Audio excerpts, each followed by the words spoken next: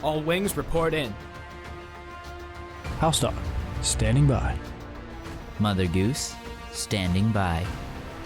Lowtech Tuck, standing by. Lock S-foils in attack position. Animal Squadron ready for battle.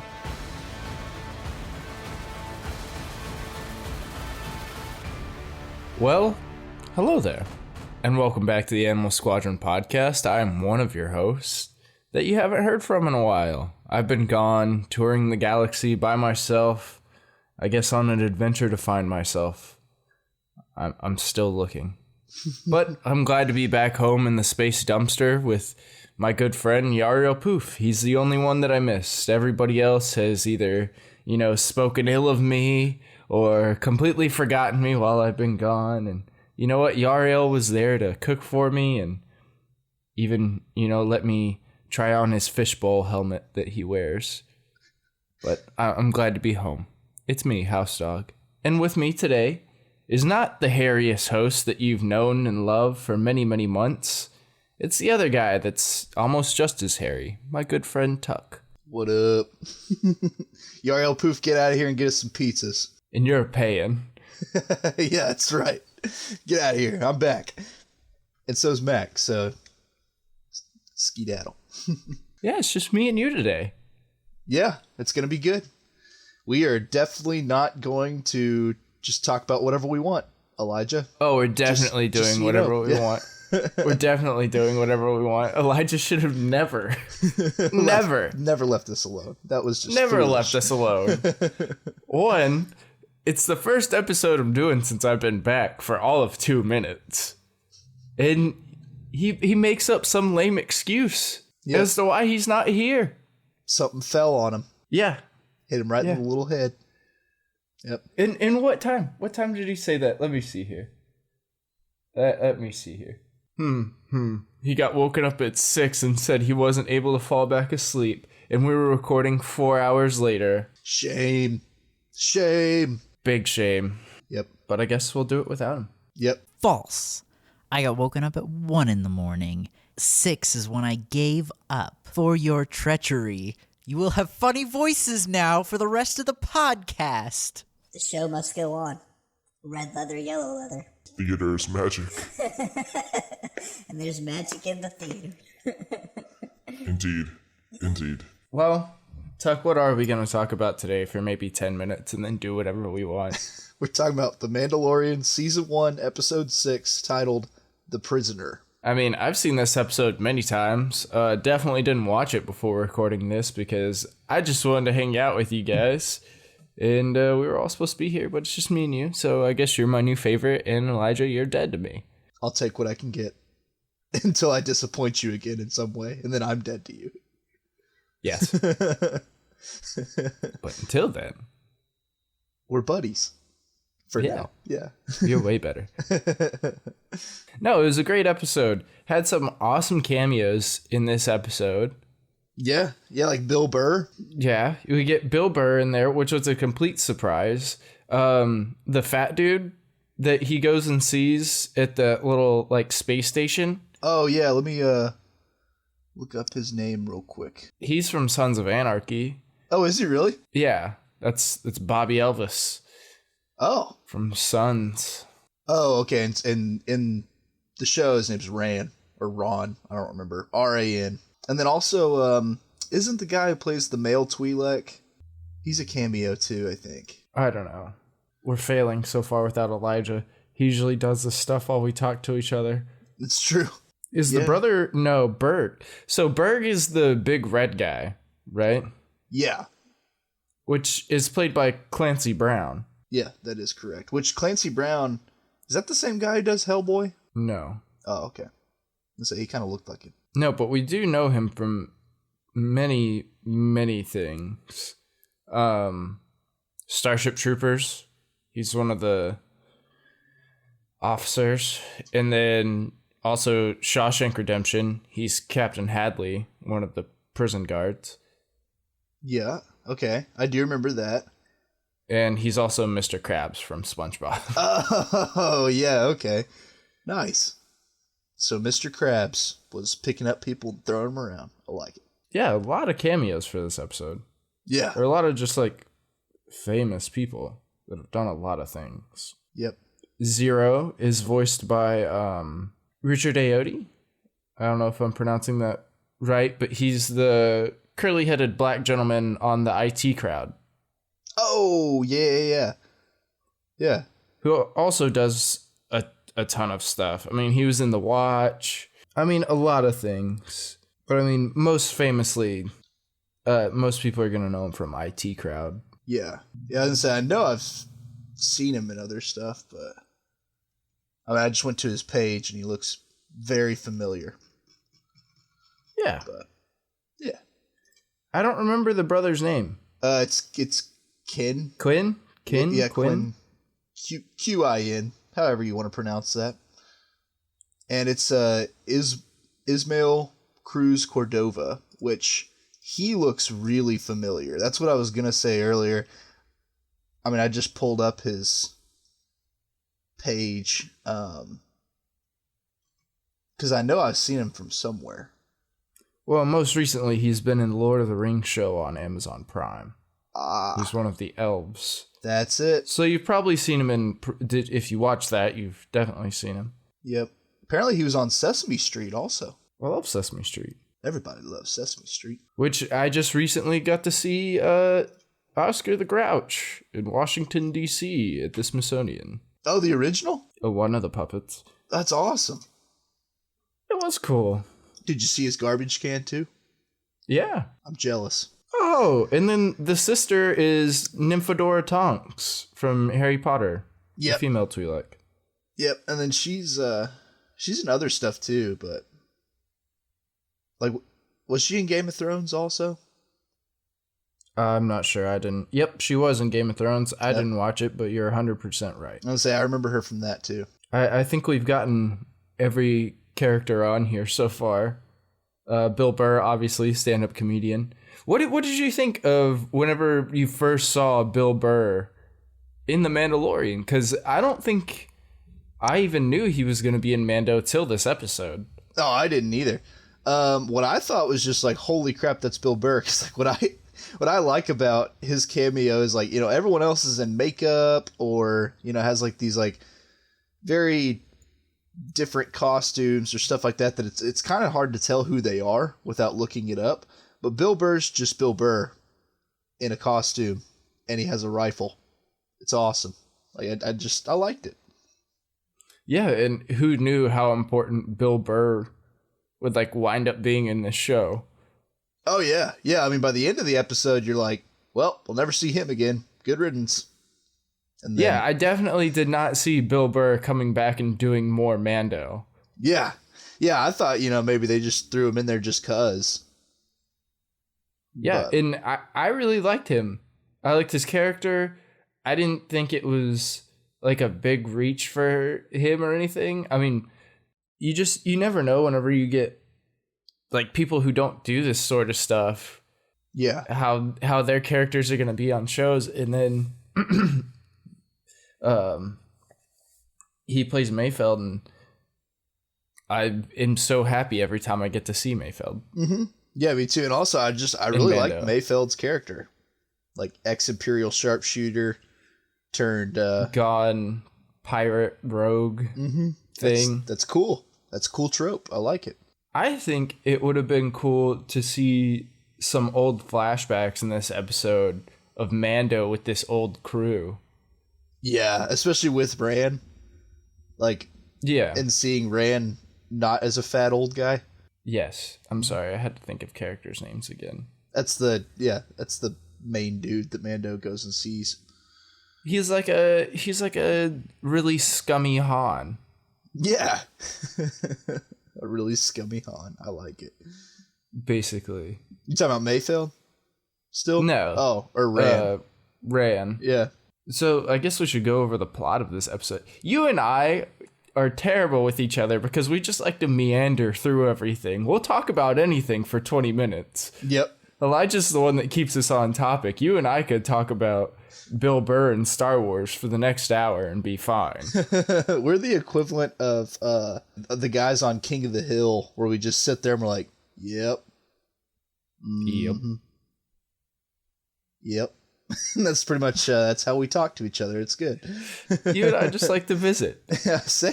No, but the premise of this episode is Mando is low on money again, right? And that's why he goes to do a job for this guy.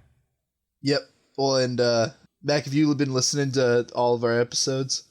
So I did. Yeah. I caught up on my drive yesterday. I listened to all the episodes that you guys did without me. Great job, as usual, gentlemen. Thanks. But no, it's just Elijah has brought up several times that the Mandalorian's really bad with money. And this is just another and episode. you think they need a financial advisor class. Yeah. Yep. It was a great point. Mm-hmm. I mean, because he really is just really bad with money. Yeah, so he's got to go do this job. Yeah, because he's out of money. Yep. And he meets up with this old crew that he used to run with. They let him know that Quinn or Kin, whatever his name is, we didn't watch the episode, we don't know. He's in a prison, or he's being transported to a prison. What they leave out is that it's a rebel prison transport. Yep.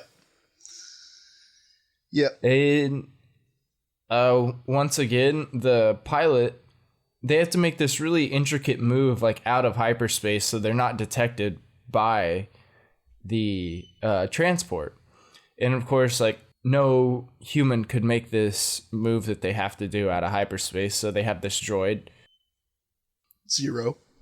Yeah, Zero. And Mando doesn't like that. I thought Zero was cool. Yeah, I thought Zero was kind of cool, but also Mando doesn't really like droids that much. And then also, I mean, on that move though, I mean, like, I think I'd be kind of mad too if I was in that, because I mean, like, Zero, he just like waits till the last second, like they're coming out of hyperspace, and then he just like pulls up real fast to land, and like everyone goes flying around in the spaceship. Yeah, another thing that I like about Zero is his little port that he uses to plug into computers comes out of like his arm. Oh yeah, yeah, like it's part of his arm. Yeah, very cool. Mm-hmm. And I like Zero as a character. He's like very sassy, but in a very like tactical, controlled way. Mm-hmm. Like his sarcasm is akin to like a K2SO. Yeah. Over a C3PO. Mm-hmm. Yep. And I like it. I like droids of all different mannerisms and flavors. I do too. I didn't find him annoying or anything like that. I wasn't like, oh, they're trying to rip off K2SO or they're trying to do a 3PO thing, but a 3PO thing if he was like a bounty hunter droid. He was just his own character. Yep. He was just Zero. Well, and also, I mean, like, I just don't think you could have a C-3PO in a bounty hunter crew and like have it make sense. I think it'd be interesting and I would still watch it. Yeah, but as far as characters go, I mean, that'd be really weird. Because they'd all just be running over him and just being mean to him. So you mean like Star Wars? Yeah, I guess that's true. But also, like, the Star Wars, like, the main cast, though, that travels around with C-3PO, they're good people, at least. So we think. It's true. Ask Kylo Ren. He doesn't think they're good people.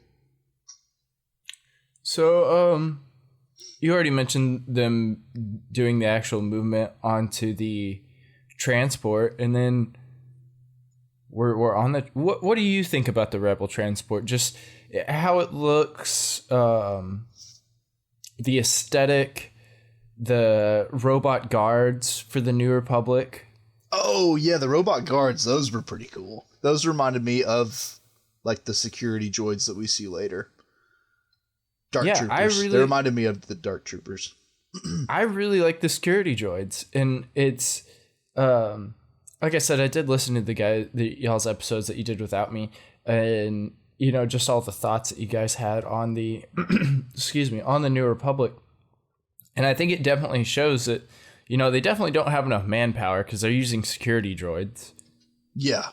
For this, like, we can only assume that everybody on this transport is a pretty high level prisoner. Oh, I mean, almost assuredly. With this much firepower guarding them, I mean, yeah. There is no, white collar criminals on this ship, I think.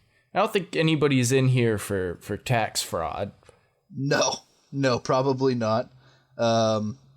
Also, like, the way that the human guards act whenever they run into them, like, they're all so committed to the mission that they're willing to die for these prisoners, which also tells me that they're probably pretty high security clearance level prisoners. I would only assume so. Yeah. And then, of course, as they're moving through, Mando completes his portion of the job.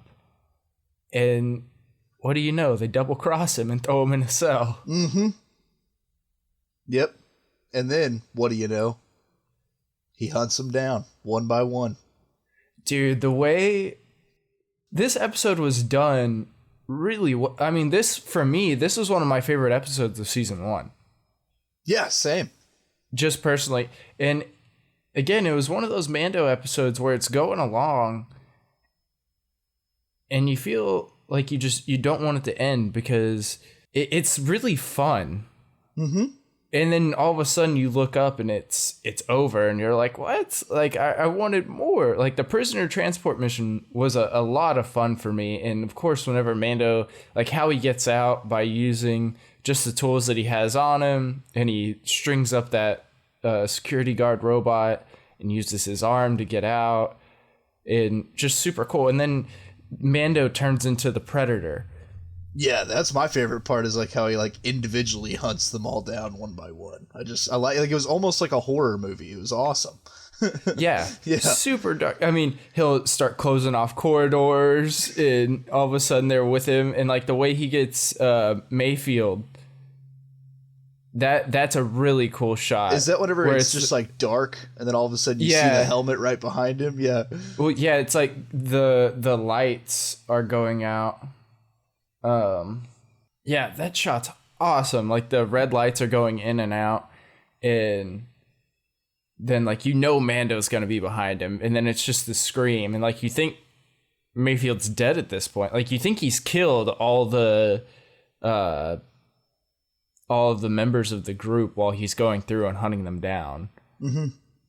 Yeah, but then at the end we find that he just locked them all up. And I wanted to point something out. One of the things that you guys talked about while I was gone that I thought was really cool, and I hadn't really thought about it before, was how, it's not always Pedro Pascal underneath the costume of Mando, that most of the time it's one of his stunt doubles, which I think Brendan Wayne, I think you guys said that was his name.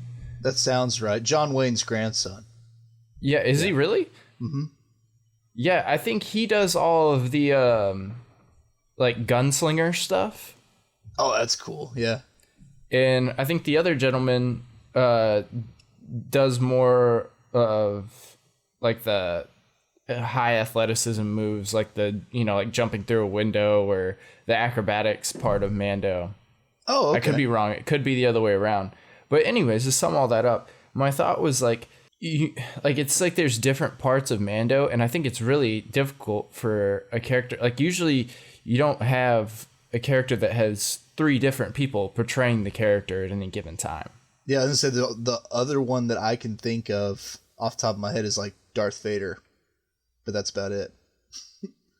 Yeah, right? Like, usually you have the actor. Yeah. Yeah, you have like the actor and the stunt double. Mm-hmm.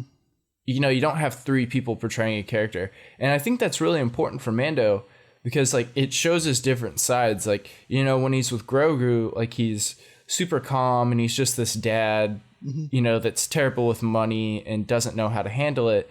And then whenever he's, hunting people down or completing a mission, he's this rogue gunslinger that, that you don't want to mess with. Yeah, he wins at all costs. Yeah. And then he's doing like these super intense like hand-to-hand combat scenes, and he seems like a completely different person. And I just think Mandalorian did a great job of, in each of those instances, it's still like, it doesn't feel like you've strayed away from who the character is at his core, but it's just different aspects of him. And I just thought that was really cool that you guys brought that up. And it was just something that I was thinking about whenever I was listening to you and Elijah talk about it. Yeah. Well, and to add on that too, I really think in a lot of ways Mandalorian is, I mean, kind of a case study in a lot of ways as far as like for people to take notes on how to act like that. Just because like, I mean, always, no matter what stunt double is in there, the character still stays the same. You know, like the guy doing the acrobatic stuff, I don't remember his name, but like, you know, but he even jumps like the Mandalorian would jump. Like it all works together. Yeah, there's no I mean? deviation from who the character is. Yeah. Like it's not like they're trying to sell something and you're like, that's not Mando. Yeah, well, and like we've all seen like those low budget movies, you know, where like the stunt double's in there and like the stunt double's like not even the same like body type as the actor. Oh yeah. And you see him from behind and it's like, you know, it just looks really stupid. Like this is way better than that. And then also like another thing I love about the Mandalorian is just that all of them can show emotion behind a helmet. And we as the audience can see that. I think that's awesome. Along with all of the great body work too that everyone does. Completely agree. Yep. Yeah, so like we mentioned, Mando hunts them all down. I guess like one kind of important scene that we skipped through a little bit was whenever they're taking control of the ship. They're in this control room with the New Republic guards, and Mando's like, hey, you don't have to kill this guy. Like, we can work with him. Like, hey, man, just don't push the emergency button and everything's going to be all right here. And then the chick throws a knife in his neck and kills him. Yep. Yeah, because they're trying to... Oh, good. He activates the emergency beacon as he dies, and then they're all screwed. Right. And then also, like, I like, too, how Mando's, like, talking him down. Like, he's like, you know, I don't remember exactly what he says, but it's the equivalent of, like, hey, man, you know, you don't want to do this. Like, do you have a family at home? And the guy's like, yeah. You know, it's one of those kind of scenes, and I liked it. I thought it was cool. Yeah, I've got 2 kids. Great. Tell me about those kids. Tell me those kids' names. Jim and Tom. Knife in the neck, done. Yeah, well, and then also another scene we kind of skipped over too is the big guy, red guy, Berg. Yeah, he finds Grogu in the ship, in the Razor Crest. Yeah, he does. And then another thing we skipped over was Zero going through the Razor Crest incoming messages and finding Grief Karga. Yep. Yeah, those were 2 like pretty big plot points. I mean, like with the Grogu thing, that one I'd say like it was just, you know, we see how committed Mando is to Grogu, or Din is committed to Grogu, just because he's willing to fight all of them to keep Grogu safe. Yeah, that's sweet. Yeah, I can't remember what happens to Zero. Does he kill Zero? Yeah, I think he does kill he Zero. shoots Zero because Zero's like hunting down Grogu. Yeah, and so he just walks in, just yeah. Because Zero finds him, and Zero's about to like, is he gonna capture him or kill him? I forget. You don't really know. It's kind of like a will he, won't he type deal. A will they, won't they? Yeah. Like Cheers. Yep. Yeah. You don't know. See, without Elijah, you and I just go from wherever we want. Yeah, it's true. But we have included all the details of the episode. They're just mixed up. It's going to be like a matching game to find. Yeah, good luck. Figure it out. Goes. Yeah. We're not here to put things out in a linear format. We're here to have fun. Exactly. And also, I mean, if you've been this far in Mandalorian, I mean, if you've seen like the past, if you're just watching the first 6 episodes for the first time ever, just watch just watch episode 6 without us, and then listen to this. It'll make more sense, I promise. See if you have different ideas than us. Who knows? Yep. But yeah, so they're able.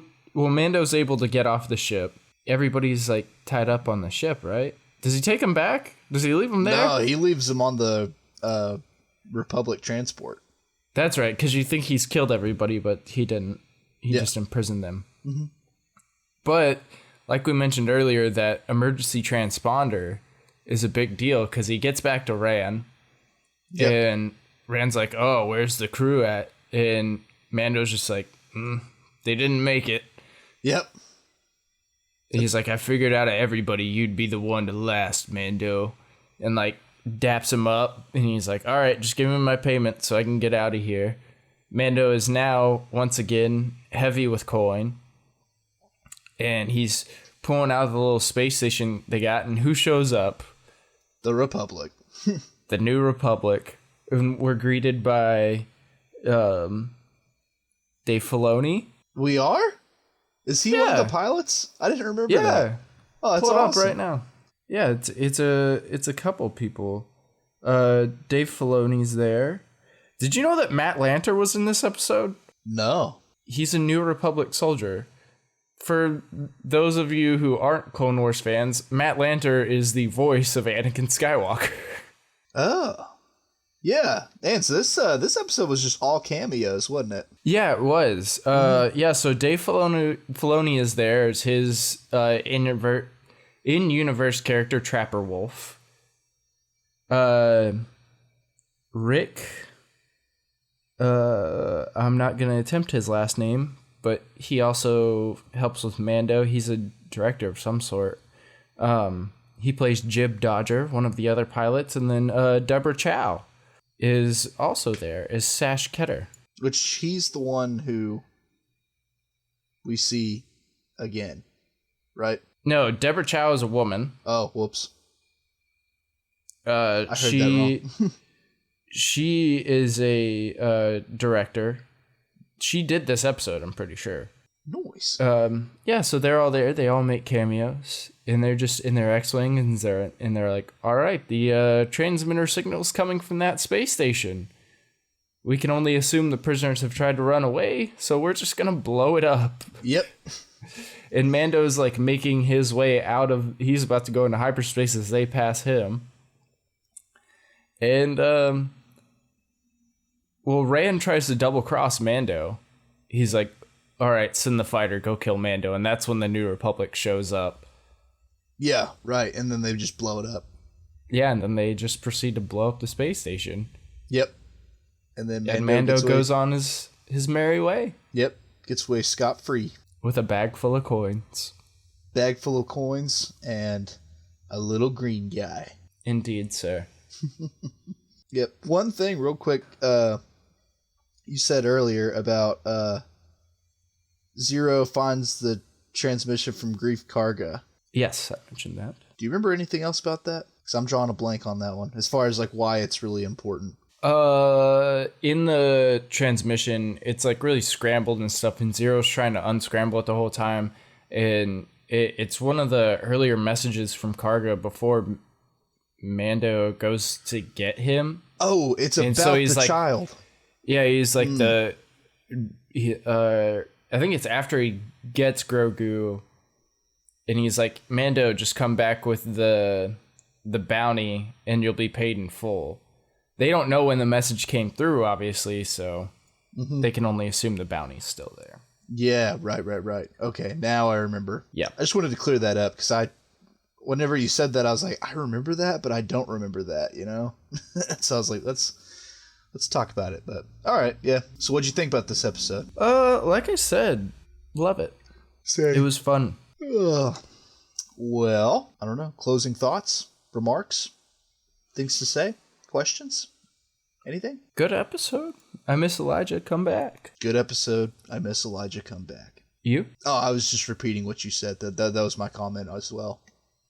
My comment was, good episode. I miss Elijah. Come back, but it's in quotes, and then dash Mac. And then under that, dash Tuck. Exactly. And then under that, dash Yariel poof. Oh. I think we should have a Yariel poof episode. I think the people want it, and even if the people don't want it, I want it. I'm down for that. Yariel poof episode. Yep. Fans out there, let us know if you'd like a Yariel poof episode. That will be the question down below this episode. Even though I don't make the questions, I'm just going to put it in now, so Elijah has to do it. Exactly. Don't disappoint our fans, Elijah. It'll be a poll. I don't know if he can do that, but I'm speaking it into existence. He could do something. We'll figure it out. We'll figure it out. Also, if he doesn't put the question in there, you got to email us at animalsquadron@gmail.com. Again, that is animalsquadron@gmail.com and complain. Complain. Yep, complain or start an argument with us. Ask questions. Give suggestions. It doesn't have to be an argument. Start a friendly debate with us here on the Animal Squadron podcast show. No, only aggressive. Oh, okay. Only arguments. Exactly. Fight us. Well, my friend, it's been great. I'm glad to be back. I've missed you both dearly. We're glad you're back too. It's stinky and smelly in this dumpster and there's not a whole lot of room, but there's nowhere else I'd rather be. There's a lot of love. There's a lot of love and smells. Yep. And juices. Yariel poof juices. Does he I don't even want to know. I mean, does he just secrete them out of his skin or what? I don't know. Oh gosh. Is it one of those things where he doesn't even tell us? He just no, sits it's just there. And he won't answer questions about it. He's like, I don't know what you're talking about, dude. I gotta go sleep the back of the ship. Bye. You guys wanted pizza, right? All right, I'm leaving. Bye. It's like, Yariel, dude, it's 2 p.m. We just ate lunch. No, I don't want pizza. I'll go make pizzas.